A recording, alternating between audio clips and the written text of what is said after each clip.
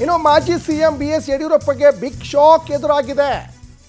POCSO ಕೇಸಲ್ಲಿ ಯಡಿಯೂರಪ್ಪಗೆ high court shock ಕೊಟ್ಟಿದೆ. ಮಾಜಿ ಸಿಎಂ BS ಯಡಿಯೂರಪ್ಪಗೆ ಬಿಗ್ ಶಾಕ್ ಎದುರಾಗಿದೆ. ಪೋಕ್ಸೋ ಕೇಸ್ ಅವ್ರ ಮೇಲೆ ದಾಖಲಾಗಿತ್ತು. ಪೋಕ್ಸೋ ಕೇಸ್ನಲ್ಲಿ ಮಾಜಿ ಮುಖ್ಯಮಂತ್ರಿ ಯಡಿಯೂರಪ್ಪಗೆ ಹೈಕೋರ್ಟ್ ಶಾಕ್ ಕೊಟ್ಟಿದೆ.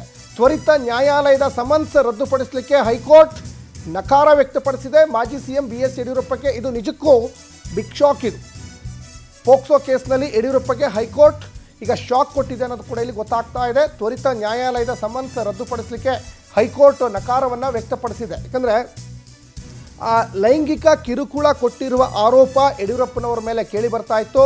ಯಾರ ಮೇಲೆ ಲೈಂಗಿಕ ಒಂದು ದೌರ್ಜನ್ಯ ಆಗಿತ್ತು ಅಂತ ಏನು ಆರೋಪ ಮಾಡಿದ್ರಲ್ಲ ಅವರ ತಾಯಿ ಈಗ ಇಲ್ಲ, ಅವರೀಗ ಬದುಕಿಲ್ಲ.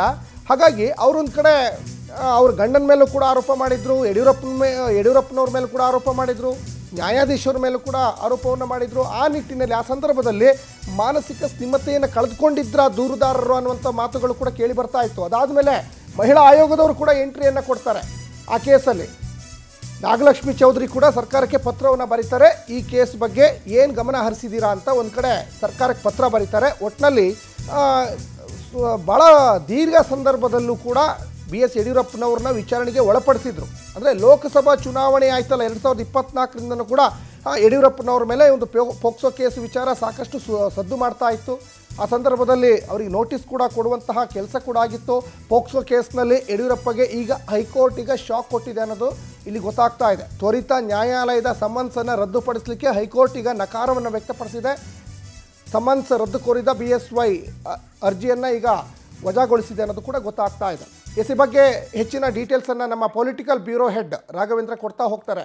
ರಾಘವೇಂದ್ರ, ಮಾಜಿ ಮುಖ್ಯಮಂತ್ರಿ BS ಯಡಿಯೂರಪ್ಪನವರ ವಿರುದ್ಧವಾಗಿ ಪೋಕ್ಸೋ ಕೇಸ್ ದಾಖಲಾಗಿತ್ತು. ಆ ಕೇಸಿಗೆ ಸಂಬಂಧಪಟ್ಟ ಹಾಗೆ ಸಾಕಷ್ಟು ಎನ್ಕ್ವೈರಿ ಕೂಡ ಮಾಡಿದರು, ತನಿಖೆಗೂ ಒಳಪಟ್ಟಿದ್ರು ಯಡಿಯೂರಪ್ಪನವರು. ಈಗ ಮತ್ತೆ ಅವ್ರಿಗೆ ಹಿನ್ನಡೆಯಾಗಿದೆ. ರಾಘವೇಂದ್ರ, ಏನಿದೆ ಹೆಚ್ಚಿನ ಡೀಟೇಲ್ಸ್?